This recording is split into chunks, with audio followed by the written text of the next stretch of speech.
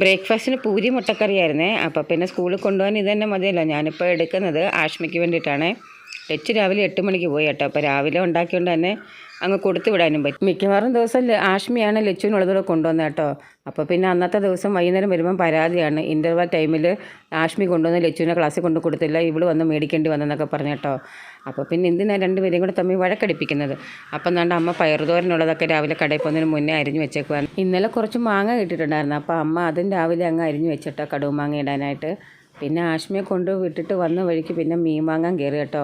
മെസ്സേജിനകത്ത് അയിലുണ്ട് എന്ന് കണ്ടിട്ടാണ് ഞാൻ പോയത്. ഞാൻ മാങ്ങ ഉണ്ടല്ലോ, നമുക്ക് മാങ്ങ ഇട്ട് വയ്ക്കാമെന്നും കരുതി. അവിടെ ചെന്നപ്പോഴത്തേക്കിന് 9 മണിയായപ്പോഴത്തേനും മീനെല്ലാം തീർന്നു കേട്ടോ. എന്താ ചെയ്യണം, വിചാരിച്ച മീൻ കിട്ടിയില്ല. പിന്നെ വന്ന് ബ്രേക്ക്ഫാസ്റ്റും കഴിച്ചിട്ട് പിന്നെ നമ്മളവിടെ ജോലിക്കാരുണ്ട്, പുതിയ വീടിൻ്റെ അവിടെ പണിക്കാരുണ്ട്. അപ്പോൾ അവർക്കുള്ള ചായയും വെള്ളമൊക്കെ കൊണ്ട് കൊടുക്കണമായിരുന്നേ.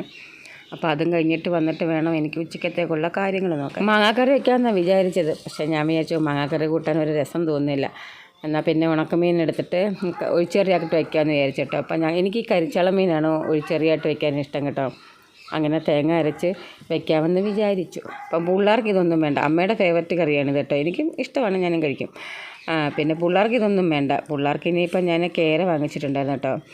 അപ്പോൾ പിന്നെ അതും വറുത്ത് തോരന് പയർ തോരനൊക്കെ ഇട്ട് പിള്ളേർ തിന്നും കേട്ടോ. അപ്പോൾ അതുകൂടെ അങ്ങ് ആക്കാമെന്ന് വെച്ചാൽ അങ്ങനെ ഞാൻ വിചാരിച്ചു. ഇത് വലിയ പീസാക്കി തന്നത് കേട്ടോ. അത് ഞാൻ 2-3 പീസാക്കും കേട്ടോ, കൊച്ചു പീസാക്കും. പിന്നെ അത് ഞാനങ്ങ് പുരട്ടിയെടുത്ത് ഞാനങ്ങ് ഫ്രിഡ്ജിലോട്ട് വെച്ചത്. വൈകിട്ട് വറുത്താൽ മതി. ഞങ്ങൾക്ക് ഉച്ചക്കത്തേക്ക് മീൻ വറുത്തൊന്നും വേണമെന്നില്ലല്ലോ.